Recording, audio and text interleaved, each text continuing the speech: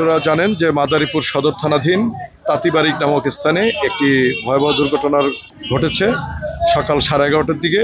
আমরা ঘটনাস্থলে সংবাদ প্রাপ্তির সাথে সাথে ঘটনাস্থলে আমরা হাইওয়ে পুলিশ উপস্থিত হই। যতটুকু জানতে পেরেছি, একটি ভ্যানে, অটো ভ্যান, সেখানে 5 জন যাত্রী ছিলেন, ভ্যান চালক সহ।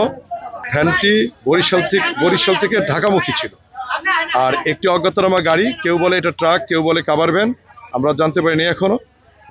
যতটুকু জানতে পেরেছি, সেই অজ্ঞাতনামা গাড়িটি ওই ভ্যানটিকে চড়ে এসে সজোরে ধাক্কা মারলে ঘটনাস্থলে 2 জন নিহত হয়। বাকি যে 3 জন গুরুতর জখমপ্রাপ্ত হয় তাদেরকে মাদারীপুর সদর হাসপাতালে উন্নত চিকিৎসার জন্য প্রেরণ করা হয়।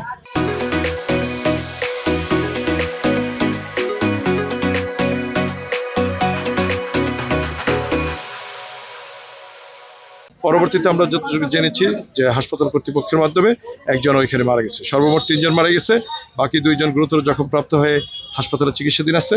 আমরা সার্বিক পরিস্থিতি স্বাভাবিক, যান চলাচল 10-15 মিনিট যাবৎ বন্ধ আছে। এমনিতে এলাকার এবং আইন শৃঙ্খলা পরিস্থিতি স্বাভাবিক রয়েছে। আমরা খুব শীঘ্রই রাস্তাটি স্বাভাবিক করতে সক্ষম হব। এছাড়া যে ঘাতক ট্রাকটি আছে, আমরা আইনের আওতায় আনবো। আমরা চেষ্টা করব যে এই ঘাতক যে চালক, তাকে যেভাবে হোক আমরা দ্রুত আইনের আওতায় আনতে পারি, সেই চেষ্টা আমাদের অব্যাহত থাকবে।